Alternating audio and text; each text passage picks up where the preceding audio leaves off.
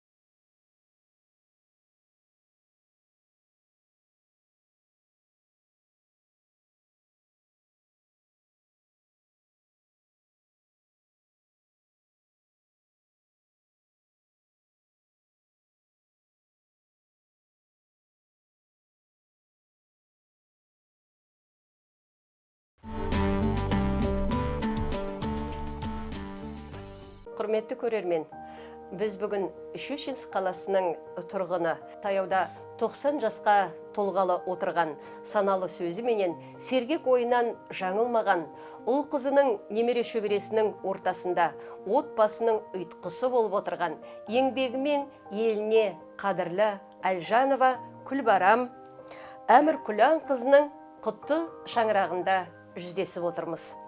Құрметті Күлбарам Әміркүлан қызы, Қара шаңырақ бағдарламасында өзіңізді қош көрдік. Көңіл күйіңіз жақсы ма, апа? Жақсы, рахмет. Олай болса, апау, әңгімені әріден бастайық. Ең әуелі өзіңіз жайлы, одан кейін 50 жыл отасқан жолдасыңыз жайлы қысқаша айтып таныстырып өтсеңіз. Жақсы, Марал. Мен өзім оқу бітіргеннен кейін 22 жаста болдым. Мынау Шиелі ауылы деген ауылда қызмет істеп жүрдім. Менің кездескен жолдасым ол мектепте мұғалім екен, қатардағы жас қой енді. Содан кейін ол кісі директор да болды, зауыш та болды, мықты математик, орысша, қазақша сыныптарға беретін. Аллаға шүкір, енді мінекей бала шаға көріп, өзіңіз айтқандай 50 жылға жақын отастық. Жақсы болдық, отау болдық, бала шаға көрдік, ұлды қызды қияға қондырдық. Оқимын дегендерін оқыттық. Енді бұның оқу үшін, балалар тәртіпті болу үшін ата-ананың ықпалы керек қой. Ата-ананың тәртібі.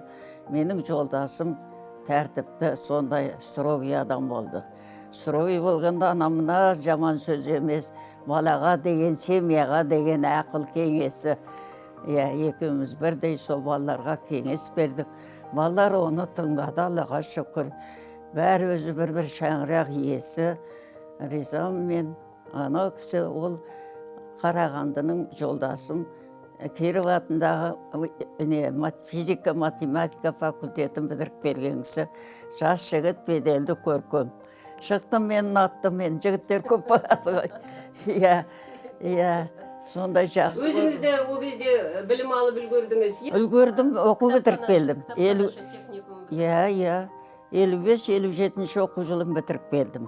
Дипломымды алып келдім. Сосын сол қызмет істеп жүрдім, абыройлы болдым, жаңа сіз айтқандай. Бас қостық 59 жылы. Мен енді дүниеге 10 бала келдім. 5 ер бала, 5 қыз бала. Сол жұмыс істеп жүріп. Жылда бір бала келеді, Алланың бергені ғой. Содан оның үшеуін Алла өзі берді, өзі қалап алып кетті. Екер бала, бір қыз Балгүл, ол Еркебұлан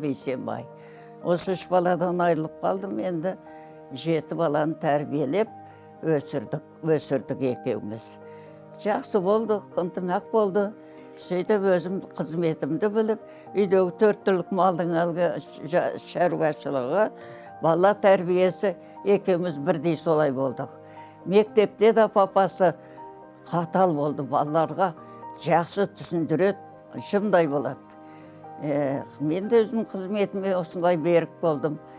Енді 2 бастық сайланды, бәрі мені құрметтеп, коллегаларым да сондай жақсы абыройменен пенсияға шықтым 50 жаста. Мен о кезде вообще жап-жаспын. Ауыл айтады, өзі пенсиядасың ба? Ой, баяу пенсияға не похож дейді. Сосын маған айтады, районный кітапхананың бастығы Сәлим Ұлықпанына. Тәте, біз сізді жақсы қылып шығарып жатырмыз. Сіз енді сіздің орныңызға кандидаттар бар дейді. Сосын айтайын ба? Айта беріңіз, жас мамандар келген ғой енді. Сосын айтам мен. Мен қай жерде жазылды?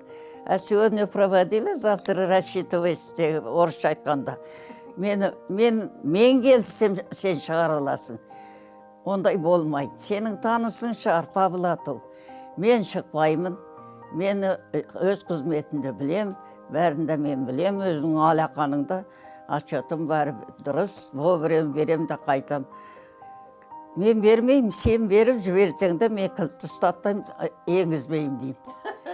Короче, содан неге районның әкімі Нина Никитична Колесникова деген бар. Мен кітапханада отырғанда талай ана базға келеді МТФ-ға. Дәркелер тексереді, скотниктер тексереді. Сосын кітапханаға келеді, тексеріп, көріп кетеді. Сосын замерзаем, да, Клара Алжанына дейді. Ну, есть такой, здание такой, мен енді отырмын, надо терпеть деймін. Содан айттым, маған Сәлима айтады, әлгі әйелге рассчитывайся деп айтады. Ал мені бүгін шығарып салып ертең жұмыстан шықтың, где написано дедім. Сосын сразу телефонды алды. Сен неге дурака валаешь грубый айтқанда деді. Бұл қыздың еңбегі зор. Бәлем бала тәрбиелеген, еңбегі жақсы, соларға қарамастан, суға аязға боранға қарамастан, отчетын береді, қызметін біледі. Сонау Көкшетаудан апта сайын кітап келеді коллекторден. Соның барын растап етіп, потряслями знания дейді ғой, әдел-әделмен. Соның барын істейді, сумарный учетін шығарады. Мен бір барғанда тексердім, қызмет қадал адам, сен шығара аламайсың, не трогай, деді. Жақсы, Күлбарам апа, керемет. Нағыз ауылда отырған зиялы отбасы болған екенсіздер, Енді жолдасыңыз ұстаз, өзіңіз жаңа кітапхананың кілтін 40 жыл қолымнан шығармадым деп жатырсыз ғой. Енді осы орайда бір айтқым келіп отырғаны, сіздің заманыңызда ауыл аймақта кітапханашының қызметі деген керемет еді ғой. Тыным таппай жүретін осы, Сол заманда мынау үлкеннің де кішінің де қолынан кітап түспейтін. Тіпті анау қойшы, сиыршы аталарымыздың өзі мына етігінің қонышына жұлдыз, жалын журналдарын қыстырып алып оқып жүретін. Ал мынау ауыл үйді газеттің өзін былай қойып, ана мәдениет және тұрмыс, білім және еңбек, Қазақстан әйелдері, сол журналдарды жаздырып алмайтын үй кемде кем болатын. Сонда қарап отырсаңыз, мынау кітап оқуды, жалпы газет журнал қарауды әдет қылған үйден әрине әдепті бала қалыптасып өсіп шығады. Жалпы білімді, парасатты, жан-жақты адам ол кітап оқитын адам. Осы орайда мен ойлаймын, кітапқа деген құмарлықты бала жастан баланың бойына сіңіру керек шығар. Сол құмарлықты баланың бойына дұрыс сіңіру білу үшін, баланың кітапқа деген қызығушылығын қалыптастыру үшін отбасында қандай жұмыс жүргізу керек, апа? Ол дұрыс сұрақ. Ол үшін міне балалар айтам мен өзім кітап оқыдым, мына неме қарамастан зрениеме. Осы кітапты оқымаған жерде сана сезім көтерілмейді. Саналы боласың, білімге құштар боласың, ертең оқу орнына түсіп, есейіп, мектеп бітіргеннен кейін барсаң, сол кітап алдыңнан шығады, сонда қалған білімің, тәрбиең. Ол ата-ананың тәрбиесі бір бөлек, ол үлкен ғой. Сол үйдегі ата-ана семьядағы балаға бірінші орында қойып, кітапқа ұмтылып, кітапты оқу керек. Қазіргі заманда балалар компьютермен, соткамен отырады. Вот ол керісінше болу керек. Қазірдің өзінде балаларды аластату керек. Соткадан, компьютерден. Неге десеңіз, кітап оқы деп ата-ананың екінің бірі айту керек. Кітап пайдалы. Кітап білім бұлағы, білім өмір шырағы деген алтын сарайды. Сондықтан да кітапқа үйір болған оңды. Мен өзім меккелектерден апта сайын пәшке кітап келеді. Бумажный шпагат берен. Сол кітаптарды распечатать етенде балалардыкін бір бөлік, жаңа кітап түсті мінекей деп жазып, книжный выставка дейді орысша айтқанда, кітап көрмесін қоям. Неге десеңіз, балалар қызығушылық, анау иллюстрация суретке қарады ең бірінші. Сосын аздап оларға шолу жасап түсіндірем. Соны кітапты балалар интересовать етеді, содан басталады. Үйдегі өз балаларыңызға кітап оқыттыңыз ба? Ой, ол балалар не істейді? О кезде пакеттеніңе жоқ қой, сетка. Сетканың бір қолын тоққанымен, анау кенже қызым отлично бітірген университетті. Астанада колледждің бастығы болды. Сол бір сетке алады ғой. Ойбай-ау, беліңді қайыстырып, мені күтеуінің орнына мына кітап тастай тұр.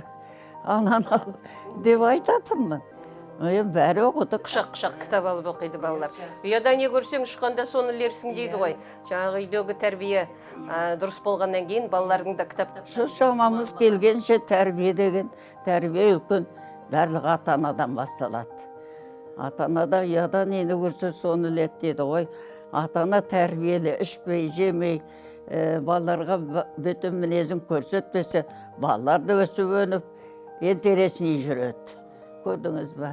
Бала айтқанды жасамайды, көргенін жасайды. Көргенін жасайды. Не істеп жатыр анау ата-ананың тәртібі қандай? Соны үлгі алады балалар. Сондықтан... Апау, мынау сөзіңізді бөлдім, кешірім сұраймын. Мына бір кісіден сұраған екен, неше балаңыз бар деп. Сонда әлгі кісі жауап беріпті. 3 рет еңкейдім, 4 рет шалқайдым деп жауап берген екен. Сөйтсе ол кісінің 3 ұлы, 4 қызы бар екен. Енді жаңа ұлды үйлендіргенде құданың алдында еңкейіп барамыз да, қыз ұзатқанда шалқайып қаламыз ғой. Қыз беріп жатырмыз деп. Сол секілді бұрынғының қалған сөзі ғой, үлкендердің даналығы. Сол секілді апау өздеріңізде жаңағы айтқаныңыздай дүниеге 10 бала әкеліп, 7-еуін жеткізген екенсіздер. Енді мынау атамыздың дүниеден өткеніне де 15 жыл болып қапты. Сол 15 жылдан бері осы қара шаңырақтың балалардың, ұл менен қыздың панасы да, данасы да өзіңіз болып отырсыз ғой. Мен сізден мынадай сұрақ қойғым келеді.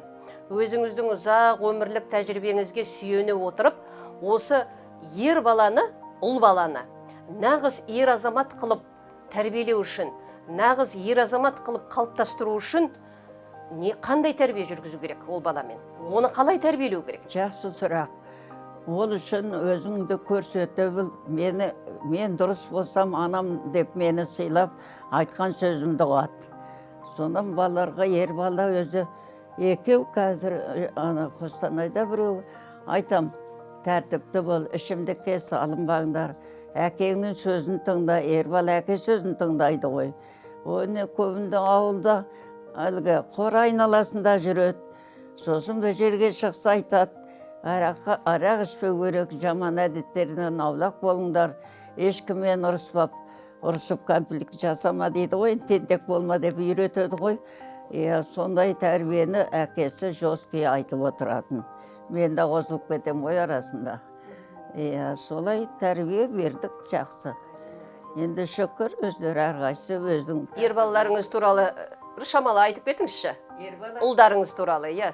Ұлдар енді анау үлкен ер балам, менің әкемде ер бала болмады. Сосын бір күні анау жолдасым айтыпты, мынау ерлікті маған бер, уақытша дейді.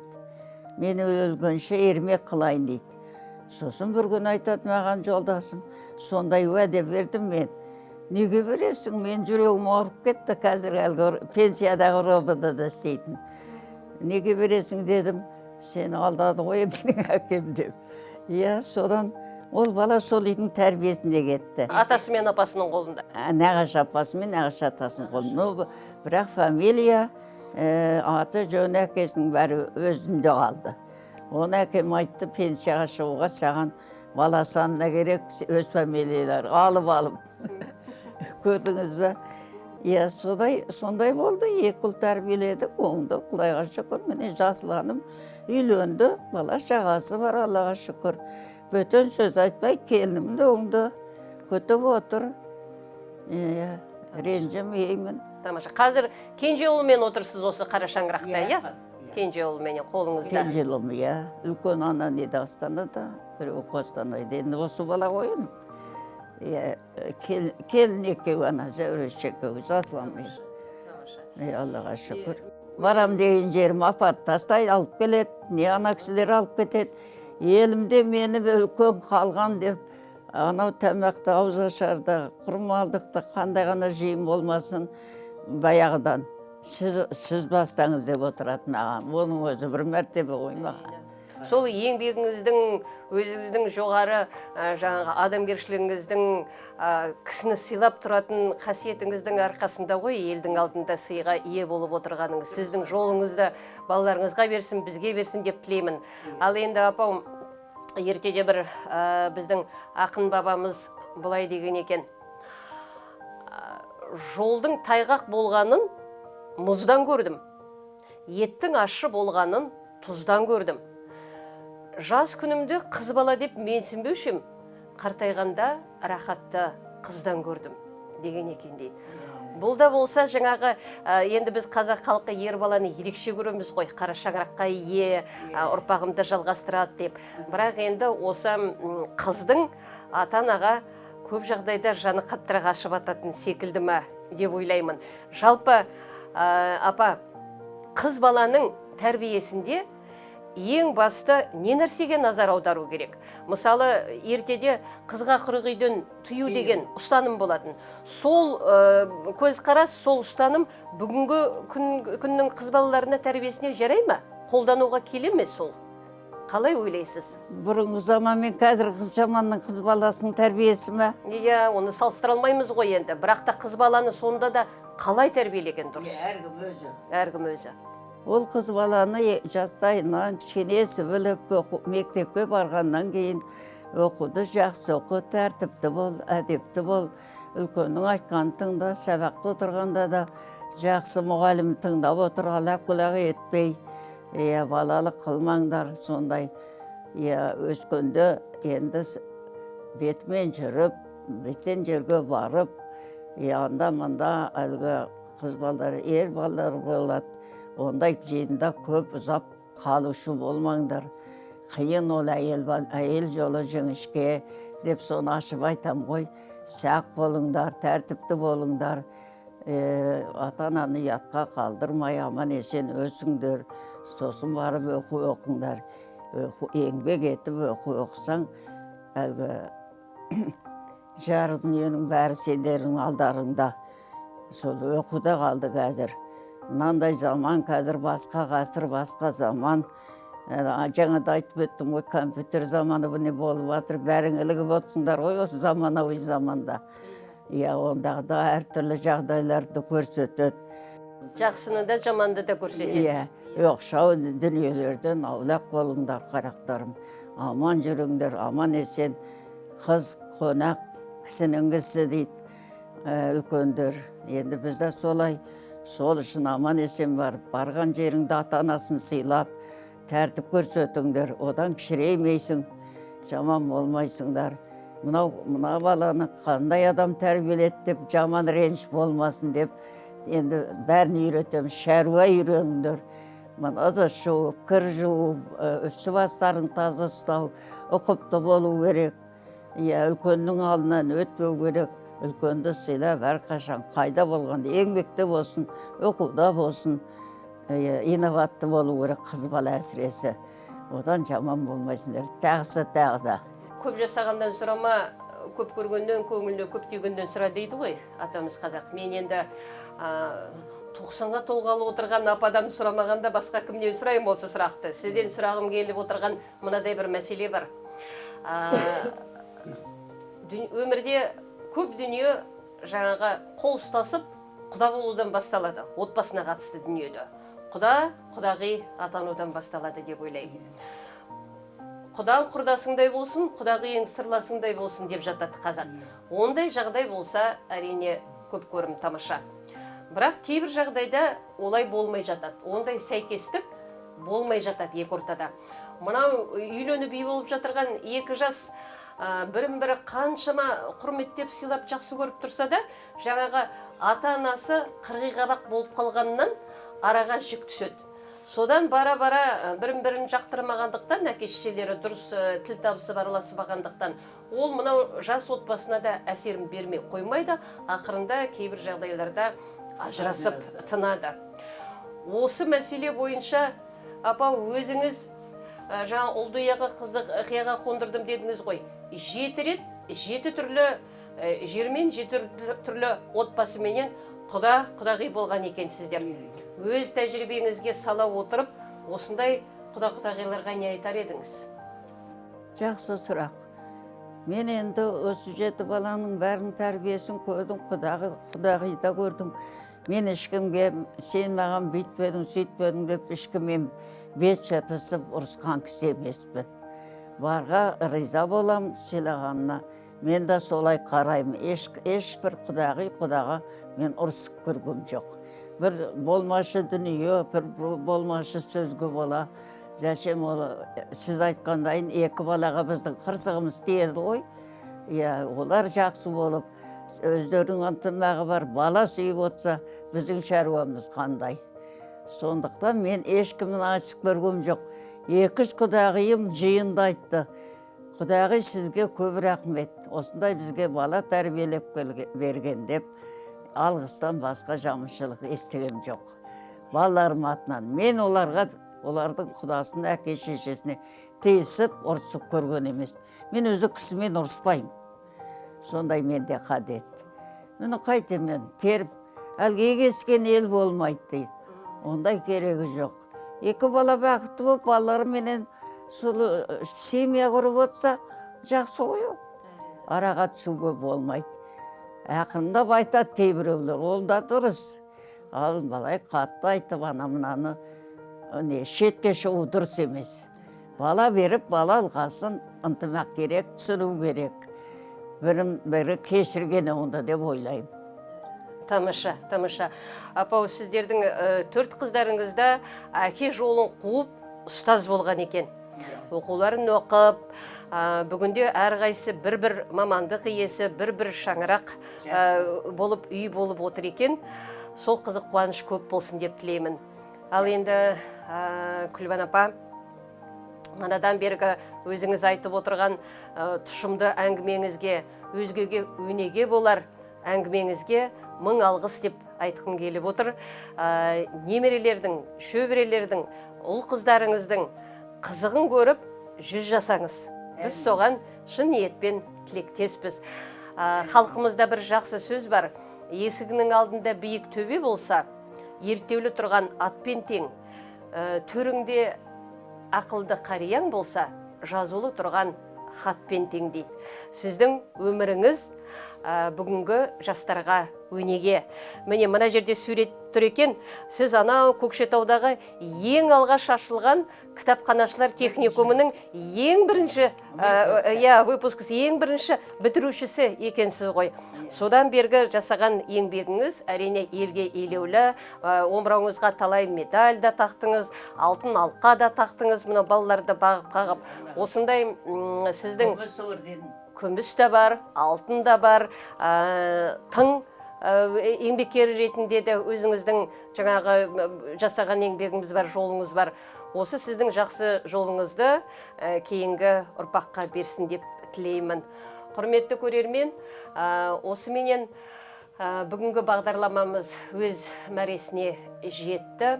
ұлағатты ұрпақ тәрбиелеп отырған қазақтың әр қара шаңырағы тату тәтті, бай қуатты болсын. Назарларыңызға рахмет. Келесі кездескенше амандықта, саулықта болайық.